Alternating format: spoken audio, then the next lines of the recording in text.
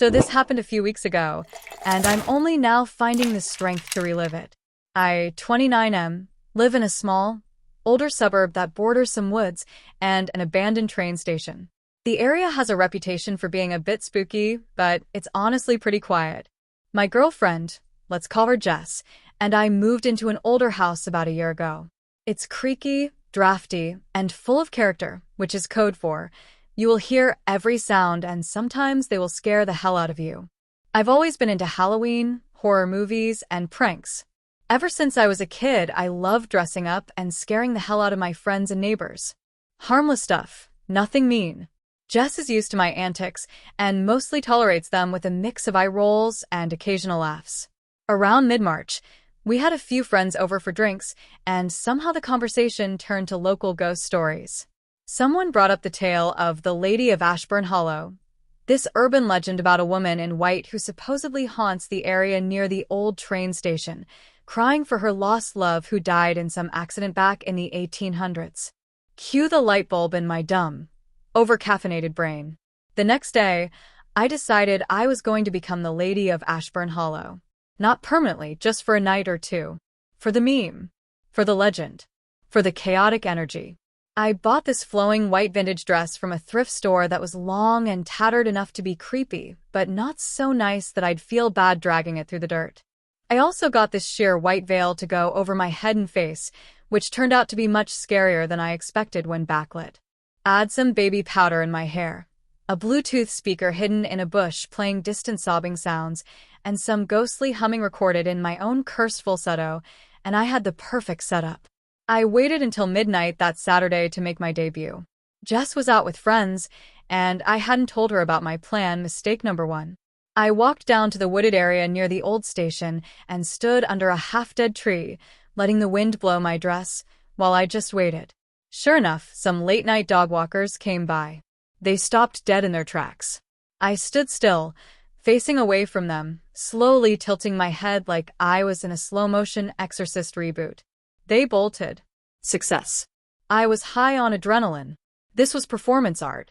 I stayed out for another hour and managed to freak out two more groups of people, one of whom screamed and dropped their phone. The legend was alive.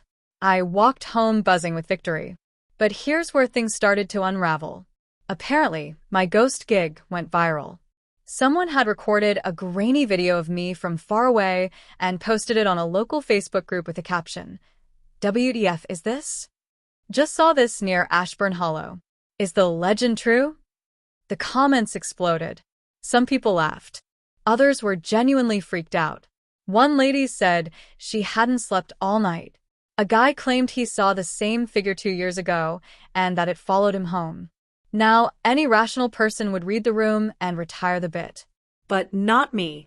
I felt like I had accidentally stumbled into a community theater version of The Conjuring, and I was the star. The next weekend, I went out again. This time, I upped the ante. I hid motion-activated lights in the woods to create eerie glows. I timed the crying audio to fade in and out. I even carried an old oil lantern that I found in the attic to add authenticity. It looked incredible. Like, creepypasta-level incredible. That night, I noticed someone filming me from a distance. I didn't move or acknowledge them. I thought it would be scarier that way. But about 15 minutes later, I saw flashing blue and red lights bouncing off the trees. At first, I thought it was just someone with a flashlight. But then I heard a very real, very not ghostly voice yelling, "Hands where we can see them." 2 cops came through the brush, guns drawn. I froze, which, ironically, is exactly what a ghost would do. Probably made it worse. They demanded I remove the veil and get on the ground. I complied immediately, babbling about it being a prank and not real, and how I had a Bluetooth speaker hidden in the bush, which I pointed to as best I could while prone and trembling. One cop stayed with me while the other went to check the speaker. He came back holding it and muttered, "This guy recorded his own crying?" Yes. Yes, I did. Eventually, they realized I was just a harmless idiot with a flair for the dramatic, but they were not amused. They gave me a stern warning for public disturbance and impersonating a figure likely to cause panic, which apparently is a real thing in our area. They told me multiple people had called in, one claiming they heard a woman screaming in the woods and saw a floating figure that vanished. Another said they thought a cult was performing rituals. So I got escorted home in the back of a police cruiser. Jess had just gotten home and saw me pull up in the back seat wearing a wedding dress covered in dirt, mascara tears, and baby powder, looking like a dead prom queen. The officer just said, "Is this your boyfriend?" And she slowly nodded, eyes wide. I tried to explain, but she just sat down on the porch, laughing silently with tears in her eyes. Once the cops left, she asked if I had anything else I wanted to confess. Maybe I was Bigfoot too? Needless to say, the Lady of Ashburn Hollow has retired. The dress is now in a sealed plastic bag in the attic, like some cursed relic. The legend, however, lives on.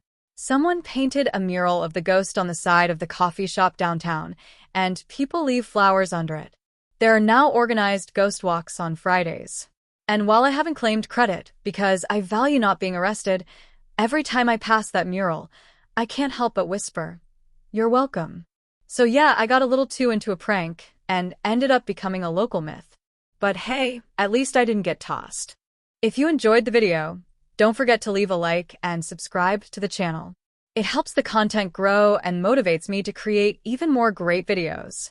Turn on notifications so you don't miss any new uploads. By the way, I'm curious, when do you usually watch my videos? While working, studying, or just relaxing at home? Let me know in the comments. I'd love to hear from you. Thank you for your support. I, 28M, recently moved to a new city for a remote tech job. After a few months of being cooped up in my apartment with only Slack emojis and microwave dinners for social interaction, I figured it was time to make some friends the old-fashioned way, by going outside and pretending I like physical activity. So I searched Facebook for local hiking groups and found one called Pathways to the Peak. Catchy name, nice mountain-themed logo, and most importantly, it looked like they did hikes every Saturday morning and posted group photos with smiling people in Patagonia fleeces and camelbacks. I sent a join request, got accepted within an hour, and was greeted with a DM from someone named Elias welcoming me to the group. He told me they'd be hiking at Red Rock Trail that weekend and to meet at the trailhead at 8 a.m. sharp. Cool, friendly, organized. I told him I'd be there. Saturday comes, I dust off my hiking boots, grab my water bottle and granola bar, and head to the trailhead. I spot the group instantly. Maybe 25 people, mostly around my age, all dressed in earth tones and hugging like they hadn't seen each other in decades. I chalked it up to crunchy granola camaraderie.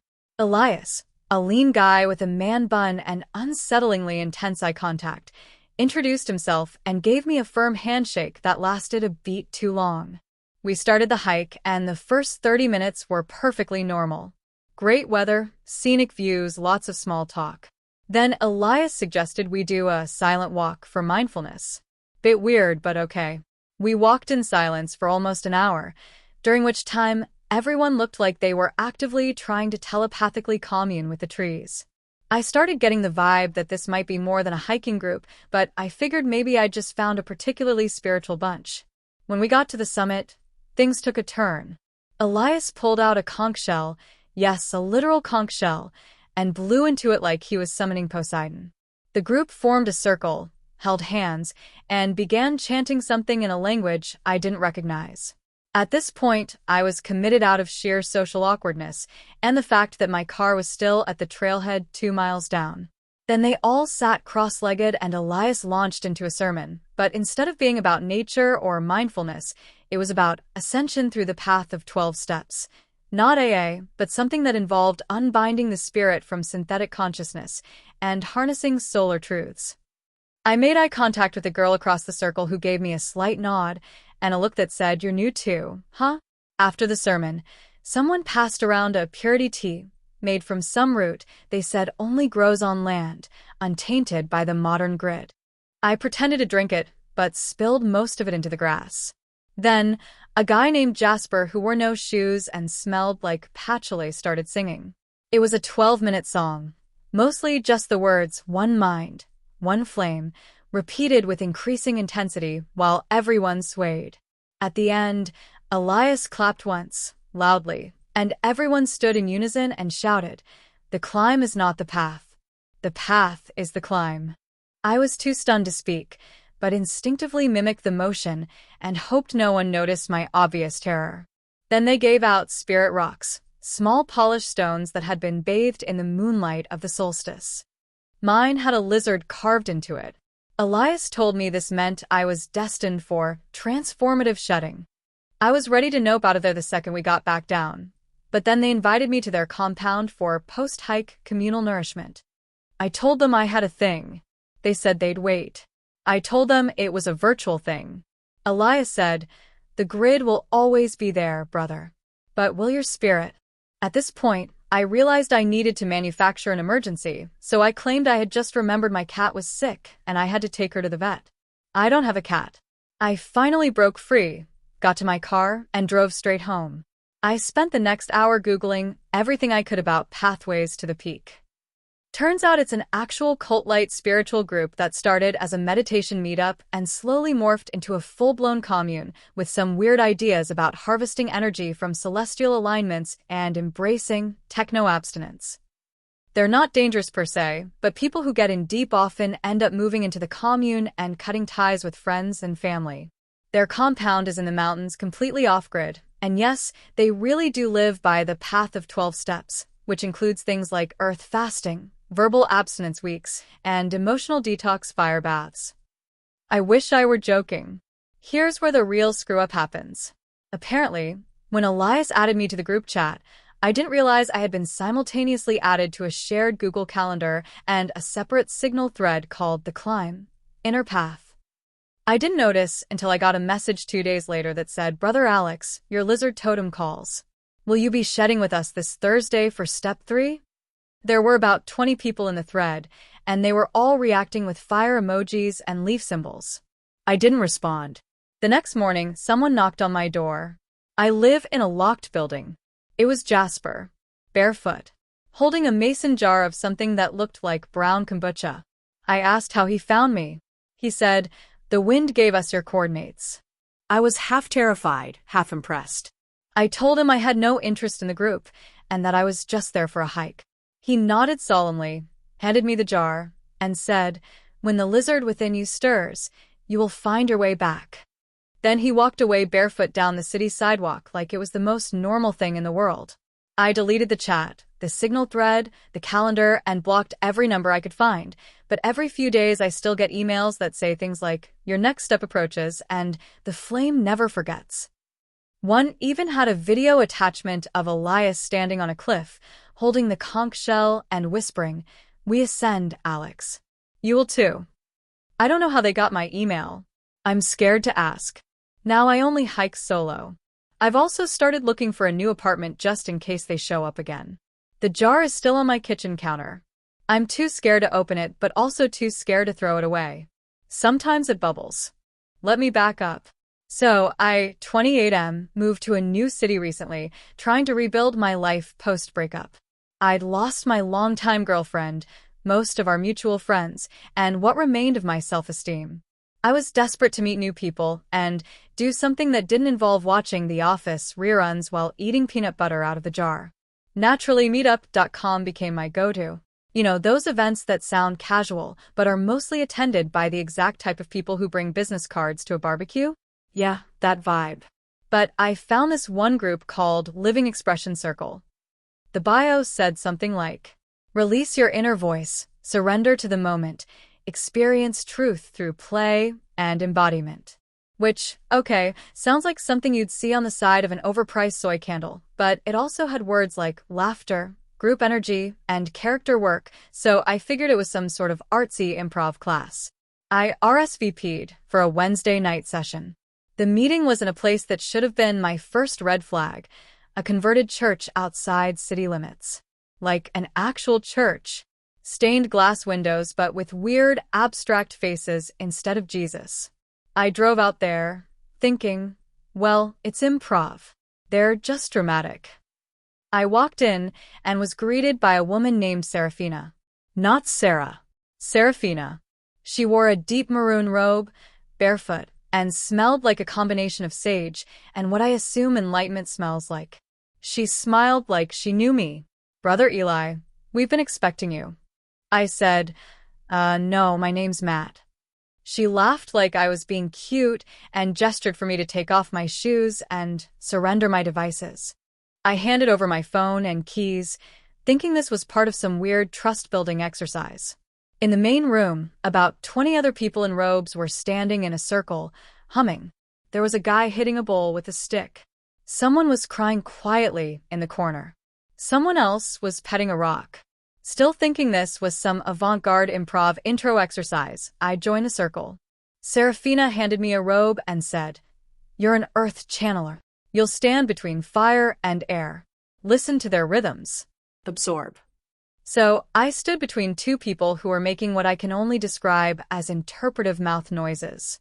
The woman on my left was going, "Hi HHHH," while the guy on my right was whisper growling like a pissed-off wolf. I tried to match their energy. I was like, gruawia? They nodded approvingly. After about 15 minutes of this fever dream, Serafina clapped her hands and everyone fell silent. Then she looked at me and said, "Your aura is dim, but your heart is loud." I didn't know if that was good or if I had heart disease. She led us into something they called the awakening spiral. Everyone began crawling in slow circles while muttering Sula, Sula. I honestly thought this was just a bit, like maybe they were doing some satire thing on cults and this was part of the skit. It was not. Then they brought out the goat. I swear to all things holy, a real, live goat named Lumina walked in with a small wreath on her head. People bowed. The goat pooped. Someone scooped it up in a ceremonial bowl and left with it reverently. I whispered to the guy next to me, "So, when do we start the improv games?" He looked at me with genuine pity and said, "Brother Eli, we are the game." At this point, it dawned on me, I was not in an improv group. I was deep in the initiation of some wellness cult masquerading as a performance circle. And they thought I was Eli, some new initiate they'd been preparing for. I mean, what were the odds? I tried to explain that I'd just found them on Meetup and that I wasn't Brother Eli. But Serafina said, "Of course your mind is confused. The ego always resists the awakening."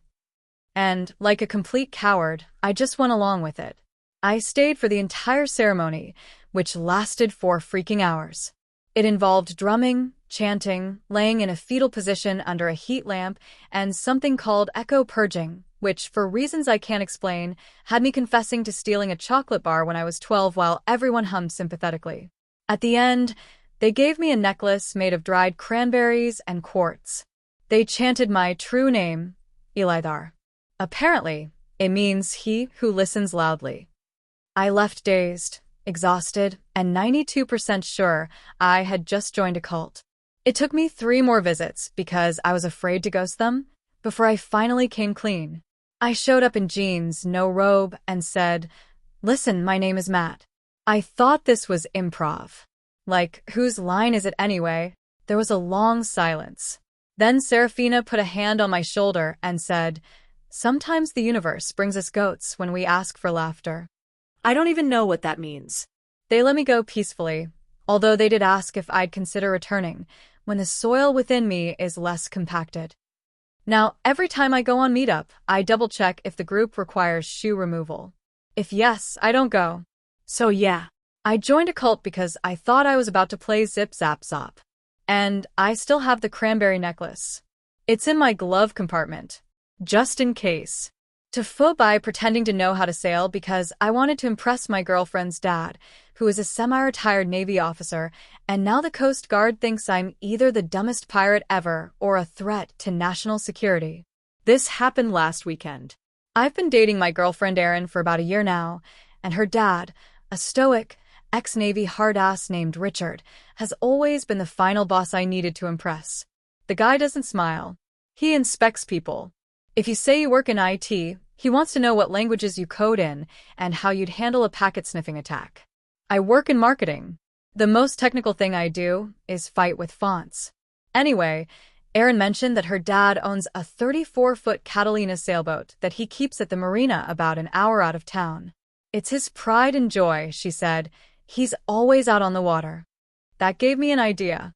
I decided I'd tell him I knew how to sail too. Why? because apparently my brain short-circuited, and I thought this would make him like me. So when he asked me last Thursday if I've ever sailed before, I gave the most confident, "Oh yeah, a bunch of times you've ever heard." The man raised one eyebrow, like something out of a military drama, and said, "Good. We'll head out Saturday. Weather should be solid. We'll see if you remember your knots." Knots? Oh hell. I spent the next 36 hours binging sailing tutorials on YouTube, downloading diagrams of sailboat anatomy, and even bought a piece of rope from Home Depot so I could practice tying a bowline in my kitchen. My cat now hates me. I memorized terms like halyard, jib, tack, and tried to work them casually into conversations with myself in the mirror like some demented method actor. Saturday comes. We get to the marina and there she is, the Valhalla, looking pristine, menacing, and like it's about to expose every lie I've ever told. Erin's dad is wearing a faded Naval Academy cap, boat shoes, and an expression that screams, "Sink and I'll let you." He tosses me a coiled rope and says, "Secure the bowline to the cleat." I panic. I do some combination of a square knot, a loop, and what I think was a double helix. He stares at it, says nothing, walks away. We push off. Things were okay for the first 15 minutes. I adjusted the sails like I thought you were supposed to. We got a decent wind and started cruising. I even cracked a joke about the telltales, which I thought showed I knew my stuff. Richard nodded once. I thought I was in. Then he goes below deck to check the radio and says, "Keep her steady." That's when things began to fall apart. I must have turned the tiller the wrong way because suddenly the boat is lurching off course. I try to correct it, but now the wind is hitting the sail sideways and everything starts flapping like a dying bird. I grab a rope, wrong one. I loosen it. Big mistake. The boom swings violently to the side and nearly knocks me into the water. I duck. I panic. I pull another rope. Something snaps. Richard comes flying up from below deck like Poseidon with a vengeance. "What the hell are you doing?" he yells over the wind. I try to explain, but at that moment, the sail catches a rogue gust and we jibe hard, like full 180 degrees, and now we're headed directly toward a no-wake zone near the edge of the marina, full of expensive boats and very upset retirees sipping wine. I try to steer us away, but I have no idea what I'm doing. We skim past a pontoon with about 6 very tan, very angry people who start shouting. Richard grabs the tiller, but by now we're sideways in the narrow channel and blocking it entirely like a sailboat Suez Canal. Boats are honking. One guy throws a beer can at us. Erin is on the dock with her hands over her mouth. Richard somehow manages to get us unstuck and guides us into open water, where he just stops the boat and looks at me. I try to say something, anything, but my mouth is dry, and the sun feels like it's judging me. He goes, "You lied." I nod. He says, "You could have gotten someone killed." I nod again. Then he sighs and says, "Well, if you're going to make a mess of things, you better clean it up. Take us back. Properly." So now the real test. Except I still don't know what I'm doing. I make it about 20 minutes before I accidentally cross into a restricted military testing zone. Apparently, those red markers mean something. A very large, very fast boat with sirens comes toward us. It's the Coast Guard. They start hailing us on the radio. I pretend not to hear. Richard answers them and calmly says, "No, sir, we're not armed. No, just lost. No, we're turning around now."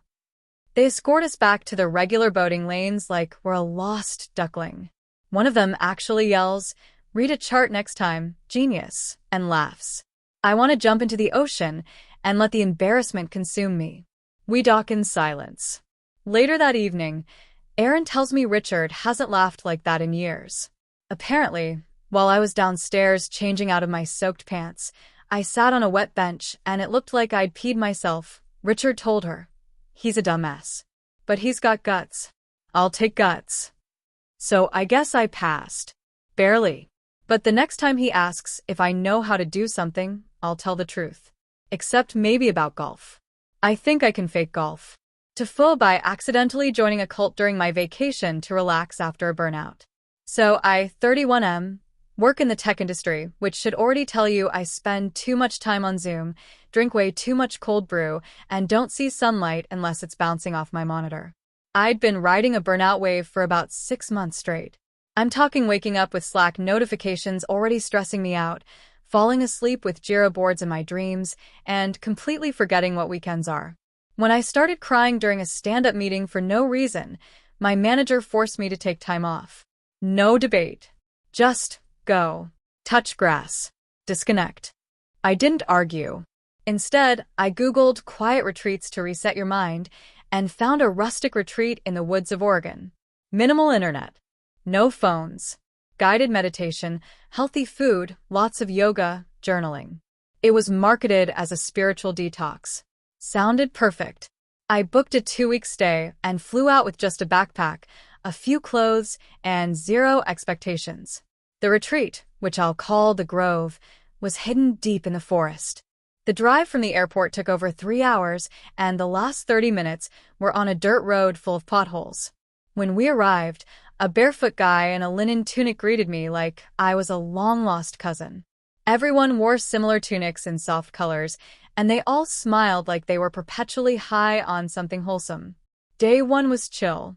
We did breath work, walked barefoot on moss, and ate lentils and wild greens. People hugged me randomly. There was a woman named Sparrow who cried when I said I worked in software and told me she used to be addicted to Google Calendar. I laughed. She didn't. Still, it felt peaceful. I figured these people were just on their own path to wellness. I kept an open mind. By day 3, I was sleeping better, waking up earlier, and even journaling my dreams. They had a schedule written in beautiful calligraphy on parchment paper that included things like sun gratitude, rebirthing breath ceremony, and silent forest bathing. Okay. Weird but harmless. But on day 5, things started to get strange. I was invited to something called the Inner Route. I thought it was a meditation circle. Instead, it was a candlelit gathering in a hollowed-out tree dome with everyone wearing white robes, not tunics, actual robes, chanting in a language I'd never heard. I sat down, kind of amused, until someone gave me a cup of a thick, earthy drink and called it the gift of the Seed Mother. I asked what was in it. They said it would open my channels. I didn't drink it. That night, my bunkmate Whisper, told me that once I drank the Seed Mother's gift, I would understand the truth of the weave. I asked him what the weave was. He just stared at me, eyes wide, and whispered, "Everything." At this point, I started to suspect I might have accidentally joined a cult. But here's the thing, I still didn't want to be rude. These people were weird, but they were also incredibly kind. And for the first time in months, I wasn't anxious. I figured I'd ride it out a few more days and leave early if it got too weird. Huge mistake. On day 7, we had a ceremony at dusk. They called it the shedding. I thought it was just another weird forest ritual, but when I showed up, everyone had shaved their heads. Sparrow handed me a knife made of obsidian and said, "It's time to free the old you." I laughed nervously and said, "Yeah, I'm gonna keep the old me for now." Nobody laughed. Then 2 guys named River and Echo grabbed my shoulders, gently but firmly, and tried to guide me to the middle of the circle. I yanked away and said I wasn't comfortable. Echo looked hurt. River looked like he was about to cry. Sparrow said, "Your ego is resisting. That's okay. The weave is patient." I went back to my cabin to pack my stuff. But my backpack was gone. So were my shoes. Whisper appeared in the doorway and said softly, "You don't need to run. You're safe. We've all tried to run. The weave will hold you." I locked myself in the bathroom overnight and decided that no peaceful forest retreat was worth this level of live-action horror movie. I was done. At first light, I took off. Barefoot, wearing a freaking linen tunic. I had no phone, no map, and no idea how to get back to the main road, but I figured if I kept walking downhill, I'd hit something eventually. After maybe 2 hours of dodging tree branches and slipping on moss, I stumbled onto a service road and flagged down a stunned forest ranger who thought I was either high or having a mental breakdown. When I explained where I came from, he nodded slowly and said, "We've had a few people come out of there." He gave me his phone, and I called a friend to Venmo me money for a bus back to Portland. I spent the next 2 nights in a cheap motel, showering 5 times a day and binge-watching sitcoms just to feel normal again. When I finally logged into my email, I had 64 unread messages and a weird sense of gratitude for corporate monotony. I eventually did some research and found out that the Grove had been investigated a few years back for coercive group practices and illegal hallucinogenic ceremonies. Apparently, they'd rebranded under a new name every few years to avoid scrutiny. They weren't officially classified as a cult, but let's just say they weren't not a cult either. Anyway, now I tell people I went off-grid for a spiritual reset and leave out the part where I almost became Brother Codeleaf, prophet of the weave. So this happened a few months ago, but the shame lingers like the incense I still smell in my dreams. I had just moved to San Francisco for a new job. I was hyped, broke, and very much a tech bro with delusions of grandeur. I was crashing in a shared house with 6 other over-caffeinated individuals who also thought they were one pivot away from changing the world. One Friday, after spending the whole day doom-scrolling through Hacker News and tweaking the same 3 lines of Python, I decided I needed to get out and do something productive. That's when I saw an Instagram story from a guy I had met at a product meetup. It was a flyer with a sleek black background, white minimalist font, and a mysterious message. Awaken the future. Disrupt the self. Join us Friday night at the Arkansas, 8 p.m. This screamed stealth mode startup pitch. The Ark sounded like the kind of obnoxious co-working space where people wear Allbirds and talk about eliminating friction. Plus, awaken the future? If that's not some cringe VC bait, I don't know what is. So I go. I put on my best quarter zip and my most neutral facial expression. The Ark turns out to be a big, brutalist-looking building in the Mission District. The door is heavy and unmarked, but there's a guy at the entrance wearing a flowing gray tunic and a Bluetooth headset. He scans me up and down, nods once, and says, welcome, initiate. I assumed this was some dumb immersive theater startup thing. I'd seen weirder. I went in. The lobby was dimly lit with flickering candles and somehow already smelled like old paper and clove cigarettes. A tall woman with a shaved head handed me a small wooden coin and said, "This is your sigil. Do not lose it." She spoke in that weirdly calm voice that makes you question your own tone. I still thought I was crushing it. I thought this was branding. I thought this was cool. We were led into a circular room, all stone and dark wood, with maybe 40 other people, all standing in a rough spiral. The room was dead quiet except for some ambient music that sounded like someone humming underwater. A guy in the center, wearing what I can only describe as a futuristic wizard robe, stood up and raised his arms. He said, "Let us begin the unveiling." I swear to you, I still thought this was a startup thing. I figured this was just an overproduced TED Talk, and someone was going to show me a slide deck about a new AI that reads your dreams or something. Instead, the guy starts chanting. The rest of the room joins in. They weren't speaking English. It sounded like a cross between Icelandic and old modem noises. At this point, I start to realize I might be out of my depth. But I can't just leave. They collected our phones at the door to eliminate external noise and locked them in little cubbies. I didn't want to look like a narc or, worse, someone who doesn't respect the grind. So I stayed. I told myself, just ride this out, network after. The chanting ends. A door opens behind the main speaker, and we're led down a hallway lit with soft blue LEDs. Each wall has weird geometrical carvings. We're told we'll be sorted by our internal coordinates. We enter individual chambers, basically small meditation rooms, where a person in a dark robe interviews you. Mine asks questions like, have you ever dreamed of being a different animal? And what part of your soul do you believe is missing? I thought it was an elaborate personality test. I answered with full sincerity. I even gave some answers I thought were unique and disruptive. I think I'm missing the part of my soul that understands rest, I said. The guy nodded and whispered, an echo seeker. Cool, I thought.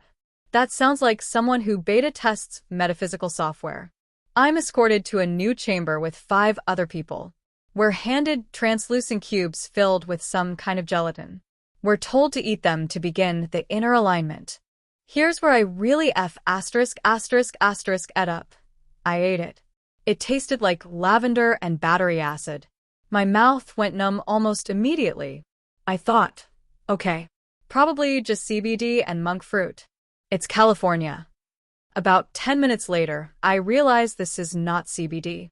I start seeing trails. The lights pulse in sync with my heartbeat, and the walls look like they're breathing. A robed figure with a VR headset walks into the room and sits in the center. Welcome, Echo Seekers, he says. You have now entered level 1 of the frame. At this point, I knew, this was not a pitch event. But I couldn't move. I was tripping balls, and everyone around me looked serene and annoyingly well-practiced in whatever they were doing. They began a guided group meditation where we had to chant our core names. I panicked and said, Jason. The guide gave me a deeply disappointed look and said, your real name. I blurted out Tesla. I don't know why. I panicked. It sounded futuristic. The guide nodded and said, Tesla, bearer of innovation. That name is old. After what felt like 4 years and a half-life of shame, I somehow stumbled my way out of the chamber, made it back to the lobby, begged for my phone, and left. I don't remember the Uber ride home. I woke up the next morning on my bathroom floor with a sticky note on my chest that said, the frame awaits you. I spent the next 2 days Googling everything I could. Turns out the Ark is an actual cult, like a real one, with chapters. They believe we're all trapped in a simulation, but only by syncing our inner frequencies through rituals, mushrooms, and currency sacrifice. Yep, they mean money. Can we reach the true self? I didn't tell anyone at work, but 2 weeks later, one of my coworkers saw the wooden coin on my desk.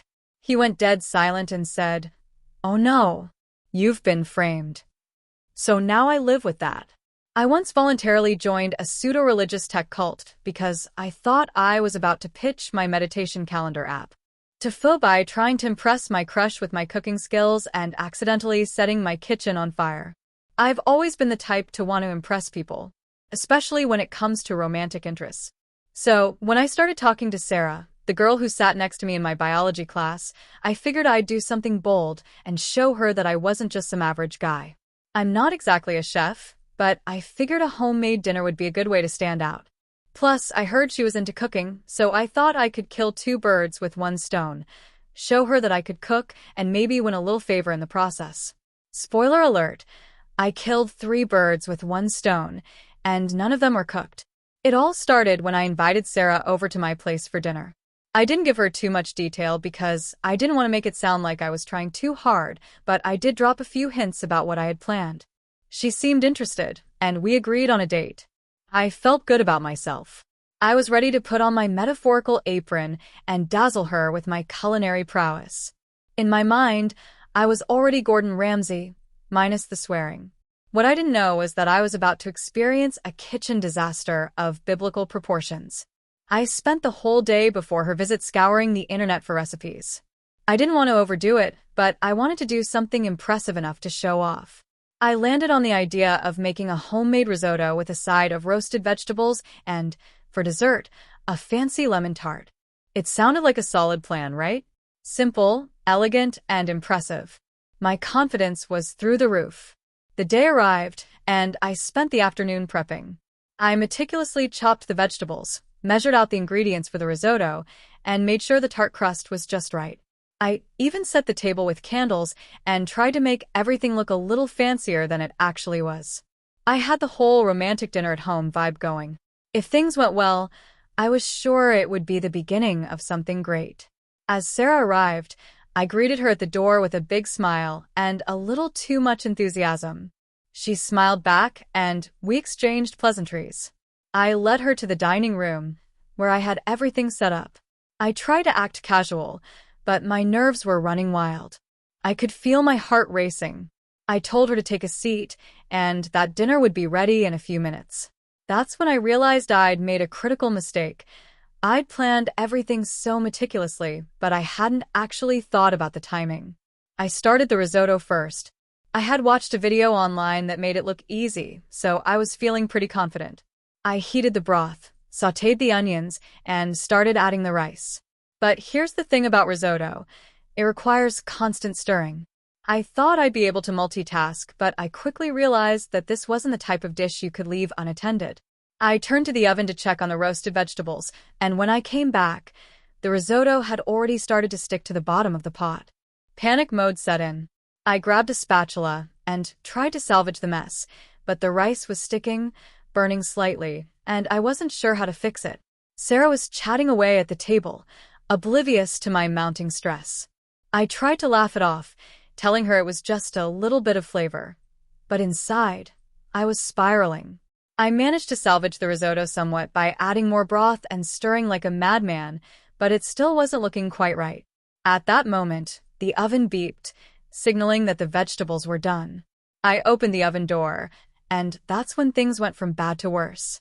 I had set the oven to a high temperature to get a good char on the vegetables, and the moment I opened the door, a cloud of smoke billowed out.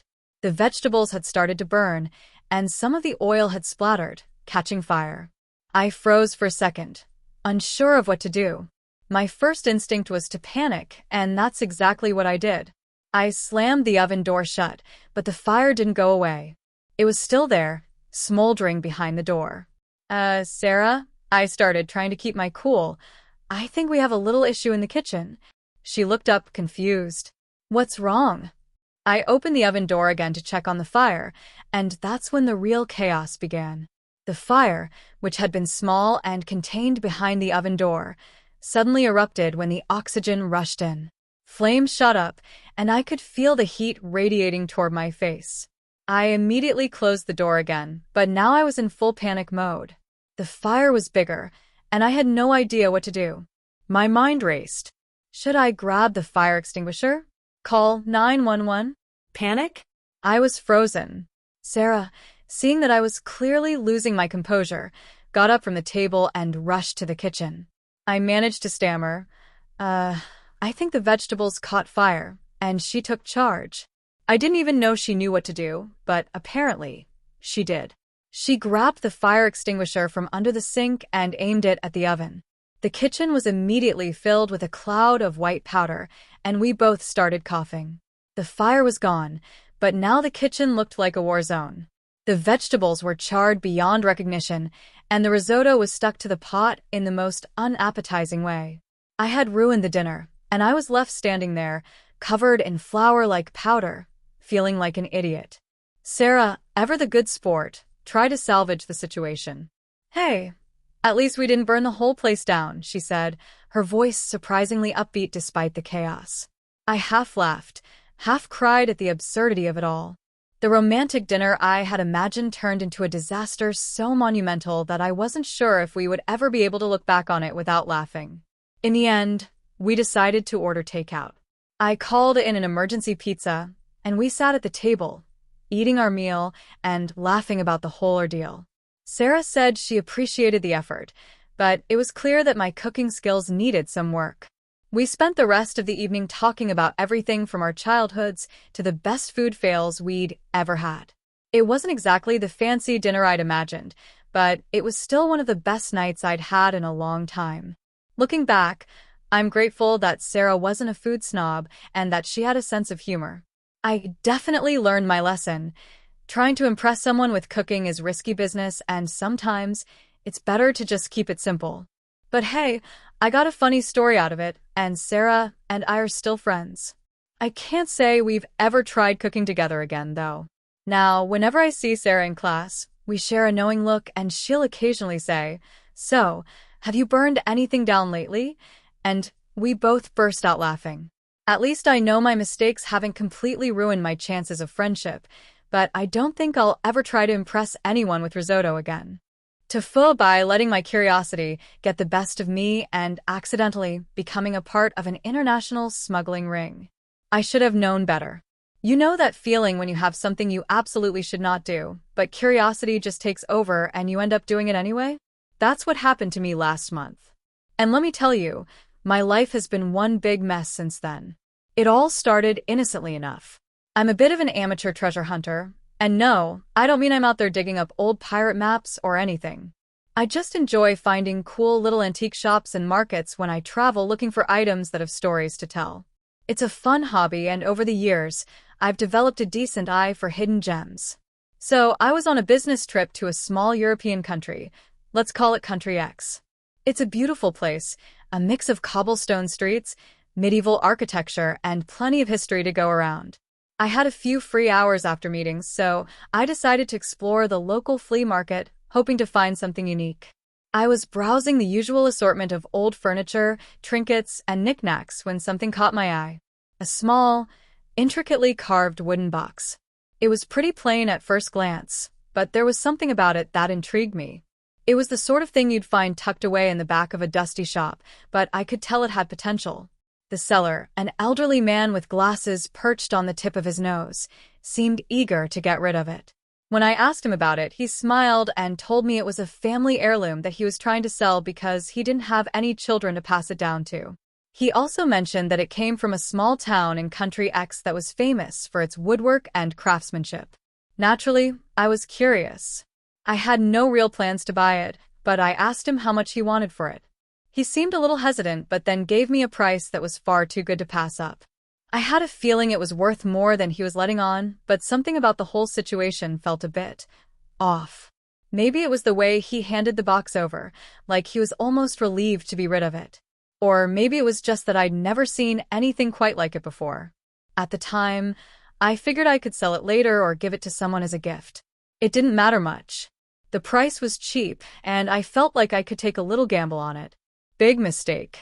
After buying the box, I stashed it in my luggage and went about the rest of my trip. I didn't think much of it, aside from the occasional thought about how nice it would look on a shelf at home. I even forgot about it for a few days, until I got back to my apartment. That's when things took a turn for the worse. A few days after returning home, I was in the middle of unpacking my suitcase when I decided to open the box for the first time. It was locked, but the seller had given me a small, rusted key that fit. I turned the key and opened it, and that's when I made my second mistake. Inside the box was a piece of paper, neatly folded. There was no writing on it, but it was clear this was the real treasure. As soon as I touched the paper, I felt a slight jolt, like an electrical shock, but it wasn't enough to make me drop it. I opened the paper carefully, and what I saw made my blood run cold. It wasn't a letter or map, like I expected. It was a list of names, addresses, and photos, dozens of them. And they weren't random people. These were individuals from various countries, mostly Europe and the Middle East. I didn't know them, but they looked serious. Some were smiling in their photos, but others had blank expressions. The addresses attached to each name seemed to correspond to locations I didn't recognize. I had no idea what I was holding, but something told me I should not have touched it. This felt like something bigger than I was prepared for, and the hairs on the back of my neck stood up. After a few moments of hesitation, I shoved the paper back in the box, locked it up again, and stuffed it into the back of my closet. I thought about calling the authorities, but I didn't even know how to begin explaining it. Plus, I didn't want to sound like a paranoid fool. For a few days, I lived in a state of nervous anxiety, wondering if I was in over my head. But then, the strange things started happening. I started getting phone calls from unknown numbers. At first, I ignored them, but they kept coming, sometimes multiple times a day. I had a couple of voicemails, all in languages I didn't understand. I didn't bother trying to translate them. They just felt wrong. I assumed it was just some kind of mistake, maybe a wrong number. But when I found a note slipped under my door one evening, I knew something was going on. The note was written in a language I couldn't identify, but it wasn't hard to make out the words. Return what you took. I thought it was a prank, but I didn't take any chances. I locked the box in my closet and started researching the names on the list. That's when I found it. The name of one person on the list matched a headline I saw years ago about an international smuggling ring busted in several countries across Europe and the Middle East. The article mentioned how they were known for trafficking rare artifacts, historical objects, and wait for it, rarely but occasionally human cargo. I froze when I read that. I went into full panic mode.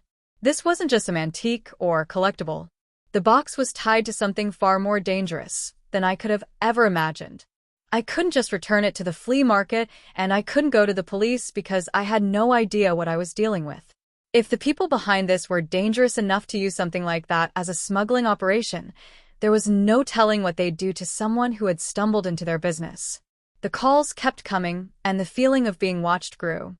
I started noticing cars that seemed to be parked outside my apartment building, always at odd hours.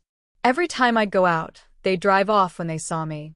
I didn't know who these people were, but I was terrified they were going to find me. I started taking extreme measures. I moved to a different place, changed my phone number, and even filed a report with the local police. They didn't take it seriously at first, until they found out that the list contained the names of some prominent people tied to illicit activities. They started to investigate, but by then, I'd already taken the box to a secure location, hoping to get rid of it once and for all. So now, I'm in hiding. I don't know if I'm just being paranoid, but I don't think I'll ever feel safe again. I've told my closest friends and family, but none of them understand why I'm so terrified. I learned the hard way that curiosity doesn't just kill cats. It can land you in the middle of something you'll never be able to outrun. All because I picked up a stupid little wooden box at a flea market. Now I have to live with the consequences. Hey, friends! If you enjoy this content, don't forget to like the video and share your thoughts in the comments. We really want to know what you like and what can be improved. What do you think of the video?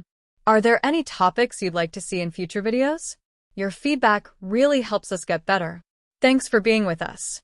TIFU by accidentally sending a text that was meant for my girlfriend to my mom. It all started when my girlfriend and I were texting each other about a rather intimate weekend getaway we had planned. I had been really looking forward to it, and as a result, I was sending some suggestive messages to her throughout the day. To be honest, I was feeling pretty bold with the texts, and I was enjoying our flirty back and forth. But the series of events that followed completely spiraled out of control. It was a Friday afternoon, and I was at work having a pretty relaxed day. I was sitting at my desk, glancing at the clock and daydreaming about the weekend ahead. I had just gotten a message from my girlfriend, and like any normal, loving couple, we were sending each other goofy, playful texts. One of those texts was a bit more suggestive than usual. I had been joking with her about some wild things I had planned for us, things that were definitely not suitable for public conversation. Definitely not something I'd want my mom to read. So, I got the idea to send her a slightly cheeky text that was meant to make her laugh, but also add a little bit of spice to our weekend plans. It was a funny, flirty message that was definitely not for the faint of heart. You know the type, one of those texts that makes you blush but is also exciting to send. I was absolutely thrilled by the idea of her reaction. Now, here's where everything went wrong. My mom had sent me a text earlier in the day, asking about my plans for the weekend. She had texted me something simple like, "Hey, what are you up to this weekend?" Which is something she does all the time, usually just checking in. I had been busy with work, so I hadn't replied yet, but now that I was sitting there with a bit of free time, I decided to respond to her message. As I opened my phone to check the conversation, I saw that the text from my girlfriend was still open. Without thinking, I swiped up to get to my mom's conversation and began typing my response. I was still thinking about the weekend with my girlfriend, so I wrote out my text, but the problem was that my brain was still focused on the spicy message I had just sent my girlfriend. So when I sent the message, I didn't notice that it was the wrong one. The message I sent to my mom read, "I can't wait for you to be on top of me this weekend. I'm really looking forward to it. You're going to love it." My stomach dropped when I saw the notification that my mom had received my message. I immediately realized what had happened. The horror hit me like a wave as I glanced at the text on my screen and realized I had just sent something meant for my girlfriend to my mom. I stared at the screen, absolutely frozen. My mind was racing. Did I just send that? Did I really just send that to my mom? What do I do now? My heart was pounding so loudly in my chest. I was sure it would give me away to my coworkers. There I was, sitting at my desk, trying to process the fact that I had accidentally sent my mom a text that was, in no uncertain terms, very intimate and not at all suitable for her eyes. I panicked. My first instinct was to text my mom immediately and apologize for the confusion, but I realized that doing that would only make it worse. The more I thought about it, the more I was convinced there was no good way out of this. So I did the only thing I could think of. I called my mom. The phone rang twice, and by the third ring, I knew I had to face the music. She answered, and I could hear the calmness in her voice, as if she had no idea that her son had just sent her the most awkward and inappropriate text message of all time. "Hey, sweetie. How are you?" she said, sounding cheerful as usual. I took a deep breath and did my best to play it cool, but I couldn't help but stammer. Hey, Mom. Everything's good here. Yeah, just working away. How about you?" "Oh, just the usual. I was wondering if you wanted to grab dinner on Sunday," she replied. She didn't mention the text. I thought maybe she hadn't read it yet, but I didn't want to take the risk. I had to address it head on. "Mom," I said, trying to sound as casual as possible. I need to apologize. I think I might have, sent you the wrong message earlier. It wasn't meant for you." There was a brief silence on the other end of the line. I could hear her breathing, and my stomach dropped even lower. Then, her voice cracked through the silence. Oh no. What did you send me?" I swallowed hard, my throat suddenly dry. "Well, it's kind of awkward. It was a text for someone else, and it was, not appropriate for you." She was quiet for a moment before she sighed. "I'm guessing this isn't the first time you've sent an inappropriate text, huh?" At that point, I realized that, somehow, despite the absurdity of the situation, my mom was being a lot more understanding than I had anticipated. Maybe it was because she had dealt with similar embarrassing moments when I was younger. Maybe it was because she knew I wasn't a total idiot, but she wasn't even laughing at my misfortune. "I'm really sorry," I said, trying to keep the conversation light. "I promise I wasn't thinking when I sent it. It was meant for someone else. But I can't even believe I did that." "Don't worry about it, honey," she said, her voice full of an oddly comforting calmness. "Just make sure you double-check next time. And, maybe keep those kinds of messages between you and your girlfriend." I was mortified. "I swear, I'll be more careful. I can't believe this happened." "Well, it's just another one of those things you'll laugh about when you're older," she said with a chuckle. "But if you need to explain it to your father at some point, good luck with that." I panicked again, imagining the fallout if my dad found out. "Oh God, I'm going to die." My mom laughed. "You'll survive, but maybe avoid sending those kinds of texts to anyone in this family." After a few more minutes of awkward, yet strangely reassuring, conversation, I hung up the phone. My hands were shaking, but at least my mom wasn't angry or upset. Still, I couldn't shake the cringeworthy thought of what had just happened. I knew I had just narrowly avoided a much worse situation, and yet the embarrassment still lingered. So here I am, forever scarred by my own stupidity, hoping that my mom forgets about this in a few years. As for my girlfriend, I had to admit my mistake to her as well, and she found it absolutely hilarious. Thankfully, she didn't hold it against me. But I swear, I will never again send anything even remotely risky without triple-checking the recipient. If I've learned anything from this, it's that my phone should have a built-in safety net that prevents me from making such catastrophic mistakes. And maybe, just maybe, I'll double-check every text from now on. Lesson learned: never send anything steamy to the wrong person, especially not to your mom. TIFU by accidentally sending a love letter to my boss instead of my girlfriend. So, this happened yesterday, and I'm still not entirely sure how to process it. I've been on the verge of a mental breakdown ever since it happened, and I'm hoping writing this out will somehow help me understand what went wrong. I'm also hoping it might make you laugh, because this has to be one of the most mortifying things I've ever done. It all started earlier this week when my girlfriend, Emily, and I were having a bit of a rough patch.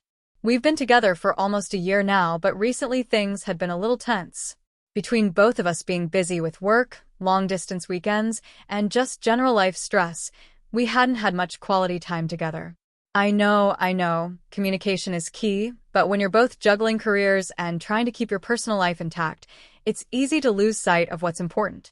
Anyway, Emily and I had been texting back and forth about it, and I was trying to express how much I cared about her, and how much I wanted to fix things.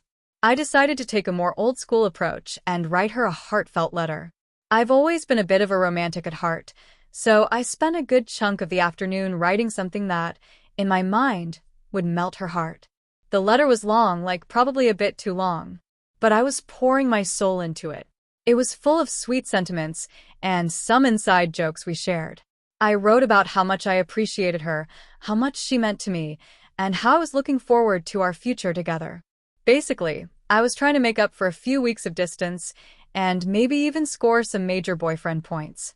So, I finished the letter, proofread it a few times because, hey, if you're going to put your emotions out there, you want to make sure it's perfect, and felt pretty proud of myself. I was feeling like the world's most considerate boyfriend. The plan was to send it to Emily in the evening, but I had to finish up some work first. At this point, I had a pretty busy day at work. I work for a fairly large company, and I had a ton of emails to go through. I also had to prepare a few reports for my boss, John. Now, John is a good guy. He's a bit of a workaholic, but he's decent and always professional. I've been working at this company for a couple of years, and he's been my boss for the last 6 months. We've got a pretty good rapport, but he's not exactly someone I'd call a friend. At around 3 p.m., I received an urgent email from John asking for a quick update on a project we were working on. The email was brief, but to the point as always. I quickly typed up a response, attaching the report he'd asked for. Then I took a moment to check my phone for any messages from Emily because I was really excited to send her the letter. I quickly scrolled through my texts, thinking, I'll just send the letter now, get that out of the way, and then focus on work. So I go into my drafts folder and pull up the letter. I tap on the send button, but for some reason my phone gets a little glitchy for a second. The letter doesn't immediately go through, and instead, I get distracted by another email notification that just popped up from my work inbox. I read the email from John, responded quickly, and then moved on to the next task at hand. What happened next was a blur, but somehow, when I glanced back at my phone about an hour later, I noticed something that made my stomach drop. I saw a notification saying that my letter had been sent. Except, it wasn't sent to Emily. It had been sent to John, My boss. the guy who I've only ever exchanged work-related emails with. The guy who has no idea I even have a girlfriend. Now, before I continue, I want you to understand the gravity of the situation. This letter was not your average casual text. It was an emotionally charged love letter. There were intimate details in it. I'd mentioned how I missed Emily's touch, how her laughter was the highlight of my day, and how I was looking forward to holding her close when we finally saw each other next. I'm cringing just thinking about it now. The thought of John reading this, well, it's too much to bear. Panic set in immediately. I frantically checked my phone and tried to recall the message, but of course, it was already too late. It had been sent To my boss. My heart started racing, and I had no idea what to do. Do I apologize? Do I pretend it was a mistake? Do I just ghost him forever? I quickly composed myself, took a deep breath, and decided to send a follow-up email.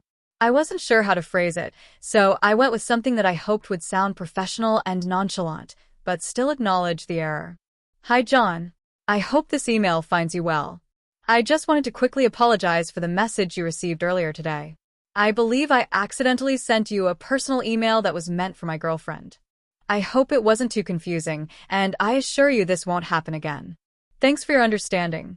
My name. I clicked send, but as I did, the realization hit me. There was no way to recover from this. My boss had just read a long-winded, overly emotional love letter that was meant for my girlfriend. The letter was sincere, sure, but it wasn't exactly professional. I felt my cheeks flush with embarrassment. I didn't hear from John for the rest of the day, which made me even more nervous. Did he think I was crazy? Was he laughing about it with other coworkers? I didn't know, but the anxiety was killing me. The next morning, I showed up to work early, hoping to avoid any awkward encounters. As soon as I walked in, John was at his desk. He didn't look up when I entered, but I noticed he had a bit of a smirk on his face. My heart sank. I could tell something was coming, and I wasn't ready for it. A few minutes later, he called me into his office.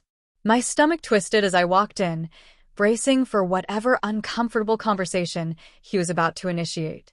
He gestured for me to sit down, and I did, trying to act calm despite the sheer embarrassment I was feeling. John leaned back in his chair, clearly amused. Hey, I just wanted to let you know I got your email yesterday. It was sweet.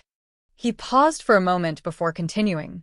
But, I think you meant to send that to someone else?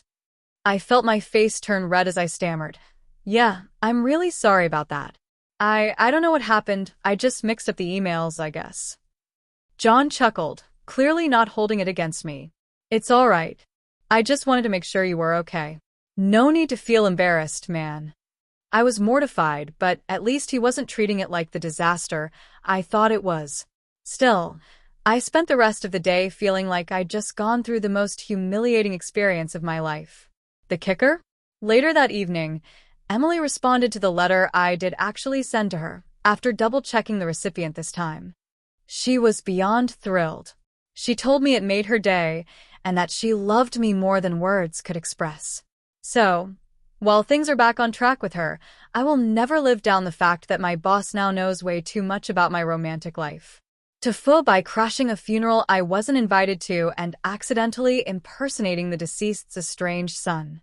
It all started when I agreed to go on a second date with this woman I met through a mutual friend. Let's call her Sophie. Our first date was coffee and a walk, very chill, and she seemed nice enough, kind of artsy, a little intense, but interesting. For the second date, she suggested something a little unconventional. I was intrigued. I said yes. So the day arrives. I meet her outside a small Catholic church about 45 minutes from my apartment. It's early afternoon, rainy, and she's wearing all black. I ask if everything's okay, and she just says, "You'll see.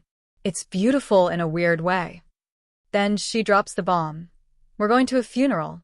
I thought she was joking. I laughed. She didn't. She explains that it's for someone she used to know when she was younger, some family friend who passed away. She didn't really know him well, but she feels like funerals are these raw, emotional places where people are really themselves, and she wants to experience that with someone. A shared moment of vulnerability. I don't know what to say, but she's already walking inside, so I follow like an idiot because I have zero backbone, and okay, I also thought maybe this was just some weird artsy thing she does. We walk into the church, and instantly I feel like I've stepped into a scene I have no business being in. Quiet sobs. Closed casket. An older woman in the front row clutching a handkerchief like it's the only thing keeping her from collapsing. People are all staring at us. And I mean staring. Sophie whispers, "Just sit near the back and be respectful." So we sit. The service starts. Some guy gets up to do a eulogy, starts talking about this man, Richard, as a complicated but loving father, a Vietnam vet, a high school science teacher. I'm trying to blend in, look sad, nod when appropriate, but I keep catching glances from people. A few look at me, then whisper to each other. One lady keeps dabbing her eyes and looking at me like she recognizes me. Halfway through, someone from the front row turns around and makes direct eye contact. It's the old woman with the handkerchief. She whispers something to the guy beside her, who also turns and looks at me. Now I'm fully sweating. At the end of the service, everyone lines up to give condolences to the family. Sophie says we should too. I try to protest, but she pulls me in line. "It's just polite," she whispers. We get up to the widow, and she grabs my hand, pulls me into a hug, and starts sobbing into my chest. She's not tall. Her face is pressed against my shoulder, and I hear her say, muffled, "I didn't think you'd come." I freeze. Behind her, that guy who turned earlier is watching me with this cautious, guarded look, like he doesn't trust what he's seeing. And then she pulls back, looks at me with trembling lips, and says, "I know things ended badly with your dad. But thank you. Thank you for being here." I look at Sophie, who is wide-eyed and absolutely loving this moment. She thinks it's some emotionally transcendent thing. And then I realize what's happened. They think I'm Richard's estranged son. I stammer out a "yeah, he was complicated," which is apparently the exact right thing to say because she starts crying again, harder this time. The guy next to her finally introduces himself as Uncle Jeff and gives me a firm, almost challenging handshake. Like he's testing to see if I'll flinch. I don't. I nod. He nods back. Sophie whispers, "This is so intense. Like it's performance art." I'm in hell. Then another woman comes up, a cousin or something, and hugs me. Says, "He talked about you, you know. Especially near the end. He regretted so much. I nod again, trying not to pass out. Sophie and I finally make it out, and she's practically glowing. She says it was the most powerful emotional moment she's had in years. I don't say anything until we're in the car, and even then I'm just like, we need to talk. She's unfazed. Says it's fine, they didn't know Richard's son, and if anything I probably brought them closure. I tell her I feel sick. She says I'm being bourgeois about human connection. I don't even know what that means. I go home and spend the evening spiraling. I look up Richard's obituary. There's a picture. It's uncanny. This man was maybe 30 years older than me, but we had the same strong jaw, same crooked smile, same messy brown hair. It's freaky. I look like what his son probably would look like. And then I make a bigger mistake. I go on Facebook. I search the name I saw mentioned in the obituary. Matthew Green, Richard's real son. And I find him. Different city. Profile picture is a dog. No recent posts. But he exists. Curiosity eats at me. I message him. Just say, hey, I think we may have crossed wires today. Can I ask you something about your dad? He doesn't respond. I feel like garbage. I swear to never talk to Sophie again. Fast forward 3 days. I'm at work. I get a message. From Matthew. It says, you were at the funeral. My heart drops. He writes, my cousin sent me a photo. Said I finally showed up. Why did you go? I write back something long, something apologetic. I tell the whole story. About Sophie. About the misunderstanding. About how I got swept up and didn't want to break this poor widow's heart. It takes him a day to reply. Then he says, that's the stupidest thing I've ever heard. But, thanks. I didn't go. I couldn't. Sounds like she needed someone. Even if it wasn't me. I still feel awful. But a little less awful than before. I never heard from Sophie again. She texted me once saying I was emotionally shallow and that I missed a real moment. I blocked her. I've had some bad dates before, but this one takes the absolute crown. Nothing like being mistaken for a grieving son to really ruin your week. To faux by pretending to be my girlfriend's dad on the phone and accidentally ruining her sister's wedding. It all started with a harmless joke. At least, that's how I sold it to myself. My girlfriend Emma and I have been together for 3 years. I love her more than I ever thought possible, and I've grown pretty close with her family. Her dad, Dave, is a rugged, old-school contractor with a dry wit and a deep, gravelly voice that sounds like he eats gravel for breakfast and washes it down with diesel. He's the kind of guy who doesn't talk much unless he's being sarcastic, but you know he cares under all the gruffness. Over the years, I've developed a surprisingly good imitation of his voice. It started as something I did to make Emma laugh, but it evolved into a full-blown party trick. Her family got a kick out of it, especially her brother Matt. Even Dave himself chuckled once when I mimicked him saying, "What the hell is kale?" Fast forward to last weekend, Emma's younger sister, Sophie, was getting married. It was a big deal. The whole family had been planning for months. The venue was a fancy vineyard estate, the guest list was overflowing, and Sophie was a ball of wedding-stressed nerves. 2 days before the wedding, we were all staying at an Airbnb near the venue. I was out back with Matt and a few cousins having a couple beers, when the idea hit me. Emma's phone buzzed on the table. She was inside helping Sophie with last-minute prep. I peeked and saw it was a call from the wedding planner. I wasn't going to touch it, but then I thought, wouldn't it be hilarious if Dave answered? I picked it up and said, in my best Dave voice, "Yeah." The wedding planner paused and asked, Mr. Carson? Who else would it be? I growled. She launched into a rapid-fire explanation about a change in the floral arrangement.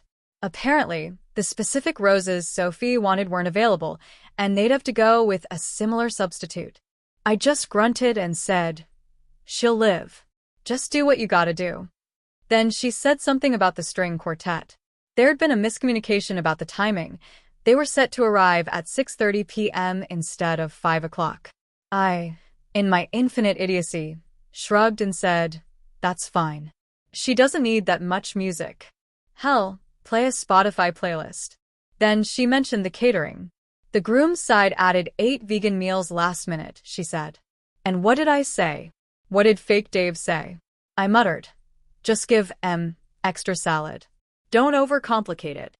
The planner hesitated. Are you sure? Positive, I said and hung up. It was meant to be a 5-minute joke. I even told Matt what I'd done, and he laughed so hard he nearly choked on his beer. I figured the planner would confirm with Sophie or Emma, right? Wrong. Cut to the wedding day. Everything is beautiful, at first. Sophie is glowing, the guests are happy, and I'm standing there proud, thinking I've gotten away with my dumb little prank. Then the cracks begin. First, Sophie walks into the reception hall after the ceremony and sees that her floral arrangements are completely different. She's trying to keep it together, but I can see the twitch in her eye. I overhear her saying to Emma, "Why would they change the flowers?" Emma says, "I don't know, let me find out." And she vanishes to track down the planner. Then the music stops. The string quartet plays one single piece and begins packing up. Sophie corners the planner and asks what's going on. The planner, confused, says, "Your father told me to shorten the set and go with a playlist after one song." I'm standing there holding a glass of wine, frozen. Sophie says, "What?" The planner, realizing something is off, starts explaining all the changes that Dave approved. The roses, the music, the vegan meals, he said to give them extra salad. At that exact moment, Sophie's new mother-in-law, who is vegan and also terrifying, comes over with an untouched plate of leaves and 2 cherry tomatoes. What kind of Mickey Mouse catering is this? And Sophie loses it. She demands to see her father. Dave, who is absolutely clueless, comes over with a whiskey in hand, blinking like a man who's just wandered into a war zone. The planner starts explaining everything he told her on the phone. Dave says, "I didn't talk to you." Silence. I should have come clean. Right then.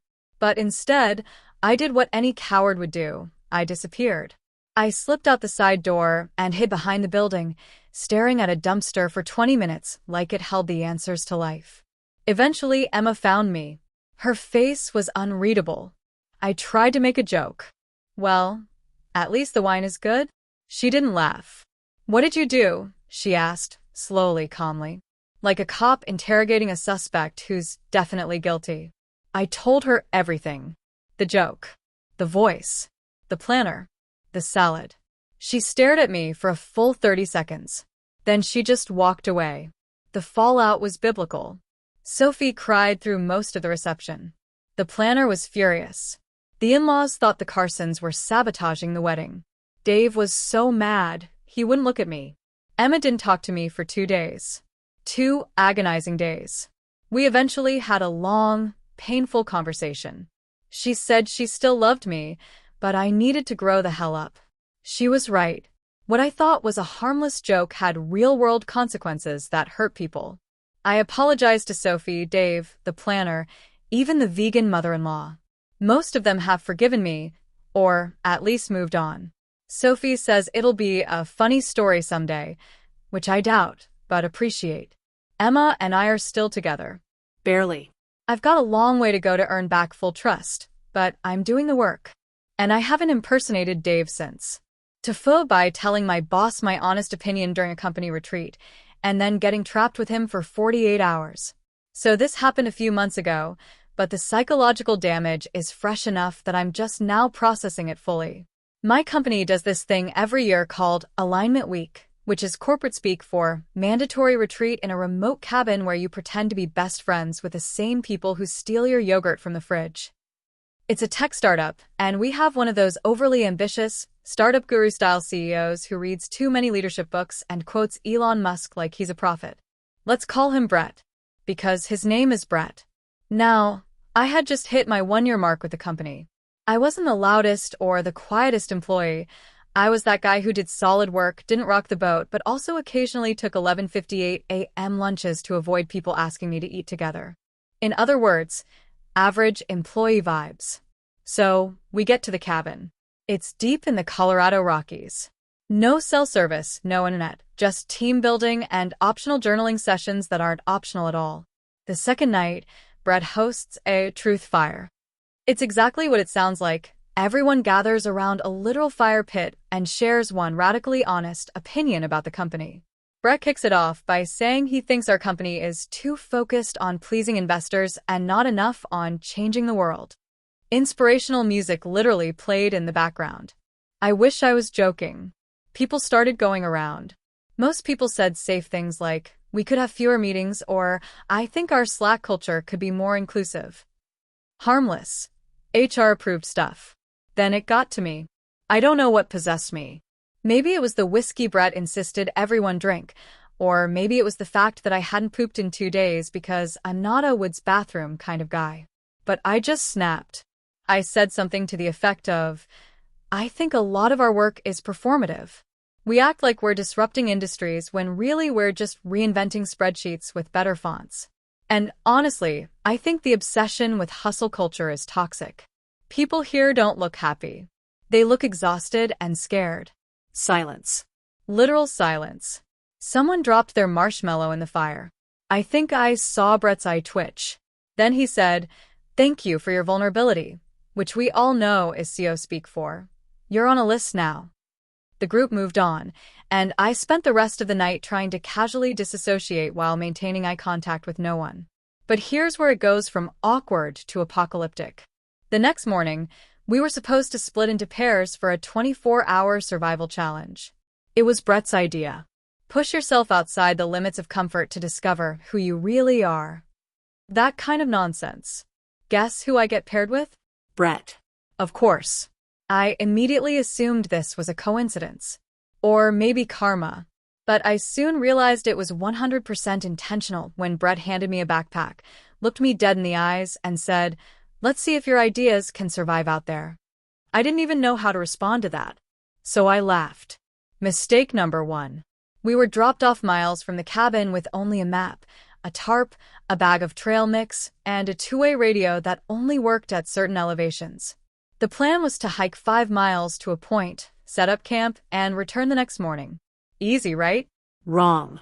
Within an hour, Brett decided we didn't need the map because we should trust our instincts. Mistake number 2. I tried to subtly insist that the map was useful, but Brett was in full alpha wilderness mode. He said things like, "Maps are crutches and nature is the original startup." So we followed his instincts. Straight into a goddamn bear den. Okay, the bear wasn't home, but we found some very fresh tracks and a pile of steaming evidence that it had been there recently. I begged to turn back, but Brett wanted to observe the terrain for educational value. I almost cried. Eventually, we made it to a clearing where Brett decided to build a fire using a magnesium stick and 0 actual fire building skills. It took 2 hours, during which I watched the sun vanish and our body temperature drop. I finally used the lighter I had secretly brought, and he looked at me like I'd spit on his crypto wallet. That night, as we lay shivering under a half-collapsed tarp, he finally brought up what I said around the fire. "You really think this place is toxic?" I wasn't sure what to say. I didn't want to go viral for dying in the woods after offending a CEO. So I tried to soften it. "I think we could all use more balance." He turned toward me in the dark. "Do you have balance, man? You seem like someone who's always on edge." I nearly snapped again, but I caught myself. Maybe I'm on edge because I'm lying in 30-degree weather with a guy who signs my paychecks and might be planning to feed me to a bear. He laughed. Like, really laughed. For the first time in 24 hours, Brett seemed normal. Human. We ended up talking for hours that night. About stress. About how he feels trapped trying to keep the company afloat. About the pressure to keep the illusion going. He even admitted that some of my criticism was painfully accurate. Then he asked me what I would do differently. And folks, I blacked out. Not literally, but close. I went on a TED Talk-style rant about flexible work hours, valuing deep work over constant visibility, and having a culture that encourages honest feedback without punishment. He just nodded, occasionally grunting like a monk absorbing ancient truths. We got back the next day. Everyone looked shocked that we hadn't killed each other. For the next few weeks, I kept my head down. I expected to be quietly let go. But then something weird happened. Brett started quoting me in meetings. Literally using phrases I said that night. People started calling me the Oracle as a joke. Then it got weirder. Brett asked me to co-lead a culture reset initiative. I went from background employee to unofficial spiritual advisor. I got a raise. I got respect. I also got about 100 nervous stares every time I walked into a room. To this day, people still ask me what I did to Brett out there. I just say we saw a bear and made peace with our own mortality, which is technically true. But the real truth is this. I told my CEO he was full of shit, and he liked it.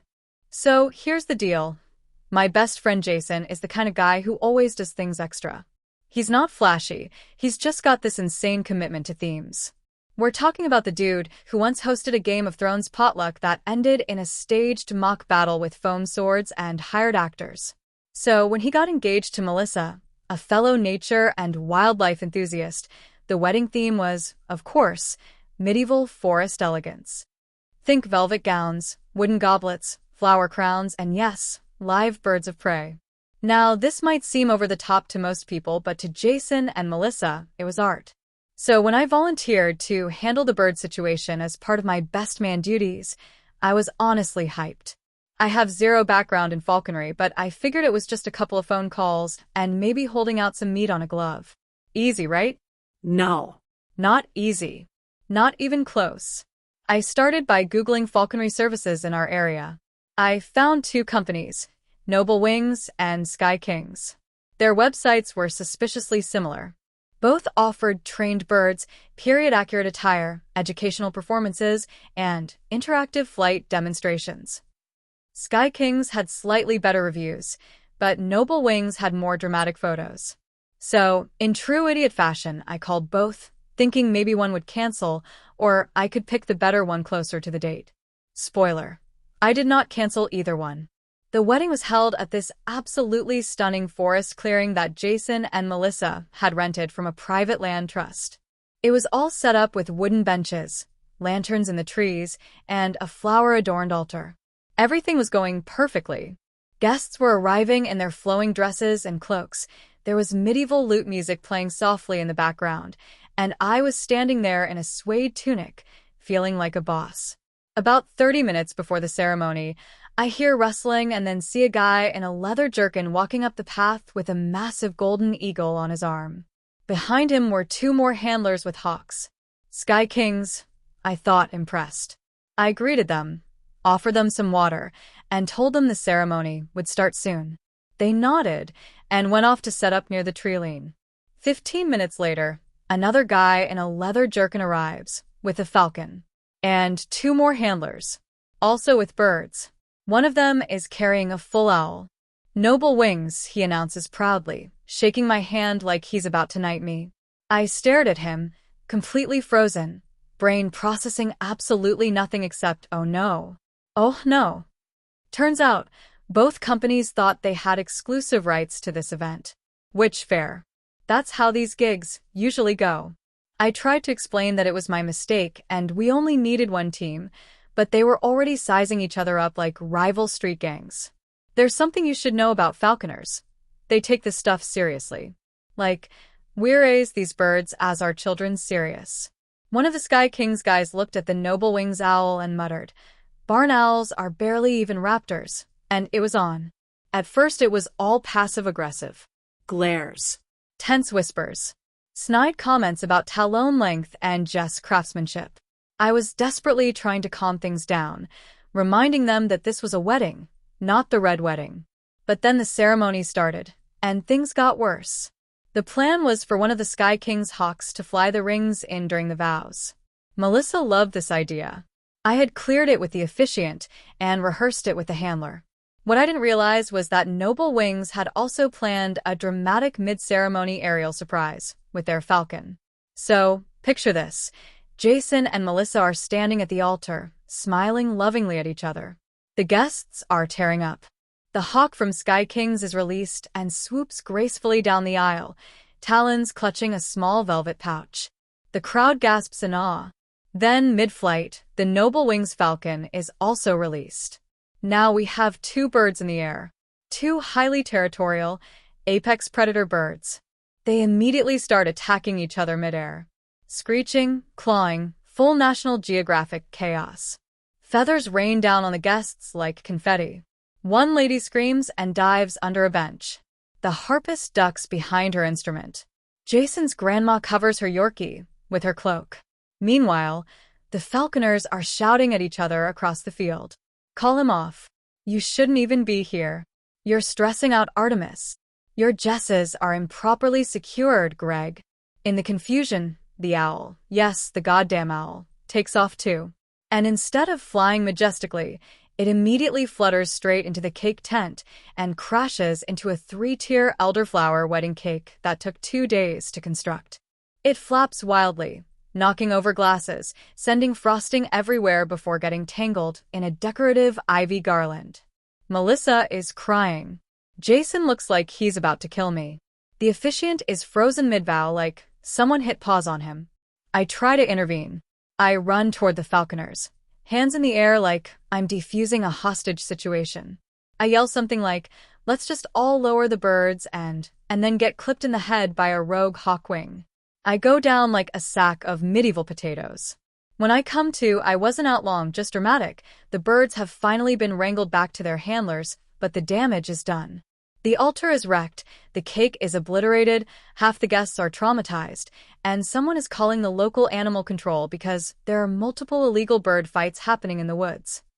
After some frantic apologies, refunds, and one very awkward group photo with the surviving cake tier, the wedding proceeds. No birds this time. Just vows, rings, hand-delivered, and a couple who are very, very tired. Jason forgave me eventually. He even joked that I gave them the most unforgettable wedding ever. Melissa is still wary around me. Understandable. We still hang out, but I now avoid all responsibilities involving animals, airborne or otherwise. And both falconry companies? They apparently now use our wedding as an example of what happens when amateurs interfere. One of them even made a passive-aggressive TikTok about it that got 2 million views.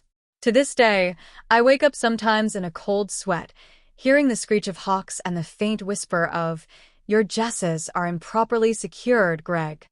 So this happened last month, and I'm only just now able to laugh about it. For some context, I, 31M, have been single for a while, but recently got back into dating. I matched with this woman, Emily, 28F, who is stunning, well-traveled, and way out of my league. I swear she looks like someone who vacations in Santorini and actually belongs there, not like me who once ate airport Sparrow on the floor of a delayed terminal and called that international cuisine. Anyway, our first few conversations went really well. She mentioned she was really into wine, which I stupidly pretended to also be into. Truth is, I can tell the difference between red and white, but beyond that, wine to me is either hurts my wallet or hurts my liver. But I didn't want to seem uncultured. So I said something like, oh, yeah, I'm a bit of an amateur sommelier myself. Because apparently, when faced with a beautiful woman, my brain thinks the best move is to lie with confidence. She seemed excited and suggested we go to this really charming little French place for our first date.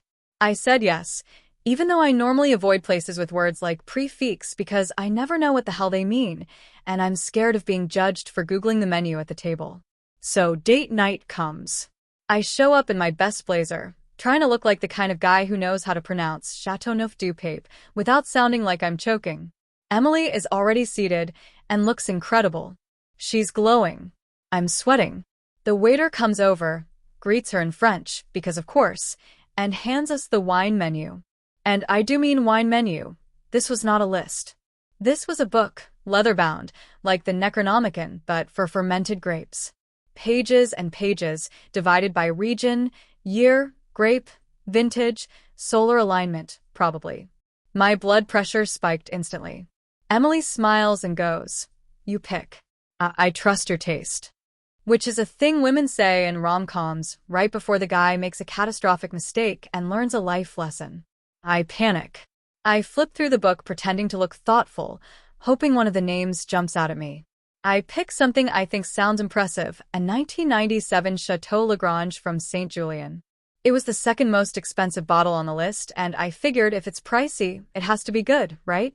The waiter raises an eyebrow slightly when I point to it, but says excellent choice and glides away. Emily looks impressed.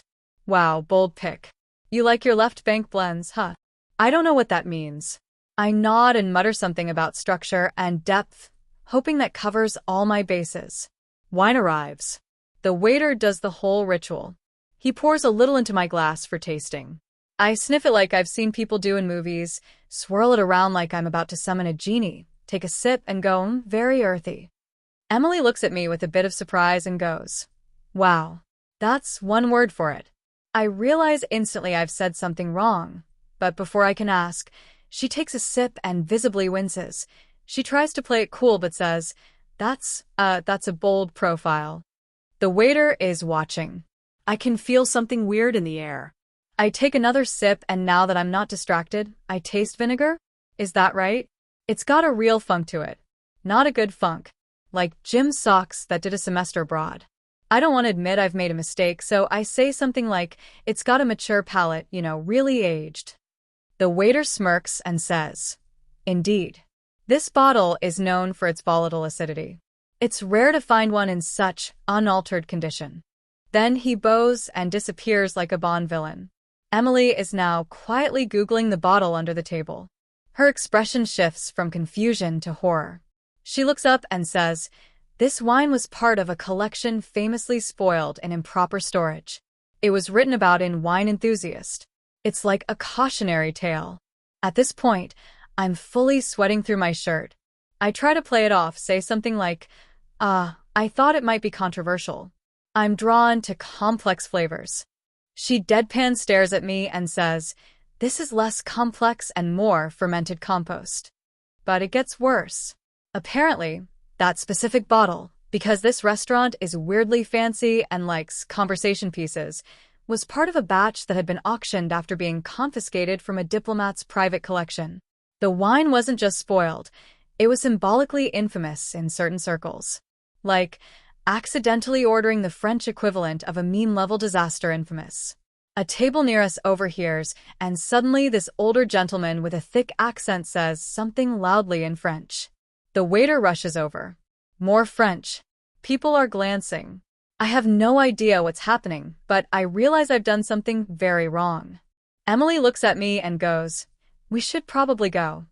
The restaurant manager comes over and, in a very polite but very stern voice, asks us to vacate the table.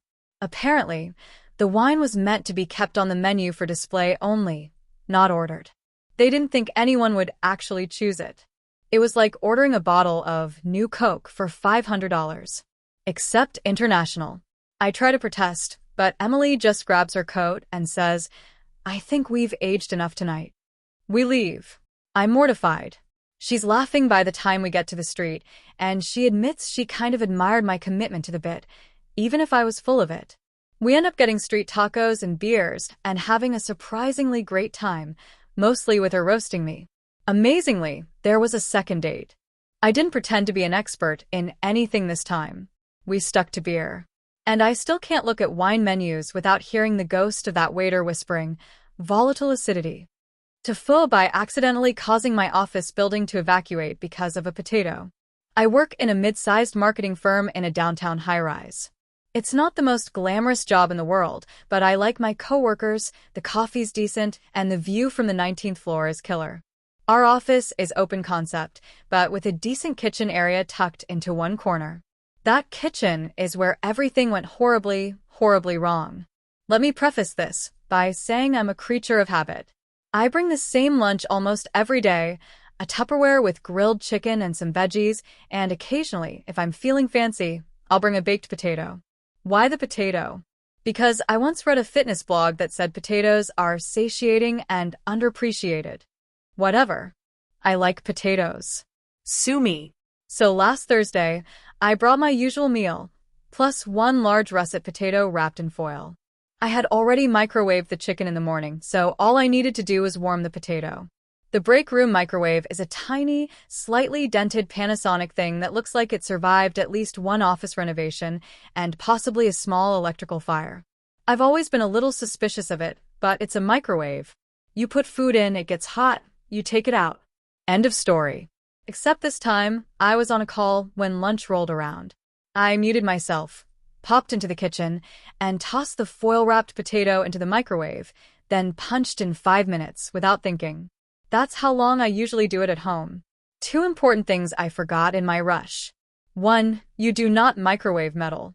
2. Our office microwave is much stronger than mine at home. Back on my call, I was talking to a client about Q2 projections when I noticed a faint burning smell. At first, I thought someone had just torched their popcorn again. It happens. Then I saw people looking up from their desks, sniffing the air like confused meerkats. A few stood up. I heard someone say, "Is something on fire?" Still trying to keep a straight face on my Zoom call, I excused myself with a quick 1 SEC and booked it to the break room. When I got there, it was already too late. The microwave was billowing smoke. Not just a little smoke. Thick, black smoke that was curling out from the seams of the door. The entire room smelled like burning insulation, melted plastic, and the unmistakable scent of charred potato. I yanked open the door and was hit with a wall of heat and smoke. Inside was what I can only describe as the remains of a potato-based crime scene. The foil had arced and sparked, the potato had exploded, and the inside of the microwave was scorched to hell. At that exact moment, the fire alarm went off. Now, this wasn't a small office alarm. This was a downtown office tower fire alarm. It blared like a World War II air raid siren, lights flashing in every hallway, and the automated voice calmly telling us all to evacuate. I stood there, potato in hand, like Hamlet cradling a flaming skull, as my coworkers began pouring out of the office with coats and laptops. Some were laughing. Some looked annoyed. Our office manager, a woman named Rhonda, who takes literally no bullshit, stormed up to me and demanded, "What the hell did you do?" I mumbled something about a potato and microwave and accident, and she just stared at me like she was deciding whether I deserved to be fired on the spot or publicly flogged. Meanwhile, the entire building was being cleared. All 32 floors. Hundreds of people filing down stairwells because of my lunch. Fire trucks arrived minutes later. 4 of them. Firefighters in full gear came stomping through the lobby and up the stairwell. They found me waiting in the hallway like a guilty dog. The lead firefighter was a large man with a beard like a lumberjack and eyes that said, "I've seen some things, and none of them were this stupid." He went into the break room, came out holding the dead microwave with one hand and the blackened foil potato in the other, looked at me and said, "You microwaved aluminum foil?" I nodded. He just sighed, handed the remains to Rhonda, and walked off muttering, "Every damn week." We weren't allowed back into the building for over an hour. Everyone had to stand outside in the chilly April wind while the fire department cleared the floors and aired out the building. By the time we got back upstairs, the microwave had been removed, the break room smelled like a burned-down Wendy's, and I had become office famous. One of my coworkers taped a photo of a potato to my monitor with a label that read, "Wanted for arson." The next day, someone anonymously left a new microwave in the break room with a sticky note, *, no foil, Potato King, *. I haven't heard the end of it since. It's been days, and I'm still getting emails with subject lines like hot potato and spudtacular mistake. Someone even changed my Slack name to Sir Bakes-a-Lot. The worst part? HR had to file a formal incident report. I had to sit in a meeting and explain, like a child, that I didn't mean to almost burn down the building with a starch-based lunch item. The HR rep, bless her, tried to keep a straight face, but I could see her shoulders shaking as she typed it all out. I haven't dared to bring another potato to work since. I've switched to rice. Safe, boring, non-flammable rice.